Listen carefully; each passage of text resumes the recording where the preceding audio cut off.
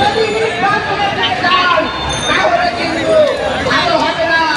এই দেশের জনগণ আপনাদেরকে সমর্থন দেবে না, আপনাদের বিরুদ্ধে আন্দোলন সংগ্রামে ভাইরা আমরা চাই না এই তত্ত্বাবধায়ক সরকারের বিরুদ্ধে এই অন্তর্বর্তীকালীন সরকারের বিরুদ্ধে আন্দোলন করছে, কিন্তু জনগণের অধিকার আদায়ের জন্য আমরা যেমন আগস্টে আমরা সেই রক্ত দিয়েছি, আগামী দিনে এই সংস্থা পদ্ধতি ইলেকশন এবং নিরপেক্ষ ইলেকশনের জন্য আগামী দিনে রক্ত দিতে হয়, শহীদ দিতে হয়, তবুও আমরা পিছপা হব না ইনশাআল্লাহ। ভাইরা আগামী দিনে সকল আন্দোলন সংগ্রামে আমরা স্বতঃস্ফূর্তভাবে অংশগ্রহণ করবো।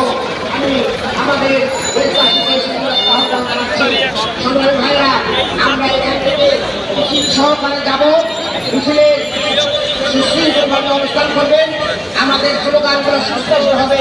দুই ভাইয়ের উপরে হামলা দেশবাসী সহ্য করবে না, তাদের যারা হামলা করেছে তাদের শাস্তি দিতে হবে, বিচারের আওতায় আনতে হবে এবং সংস্কার এবং পিয়ারের মাধ্যমে নির্বাচন হতে হবে।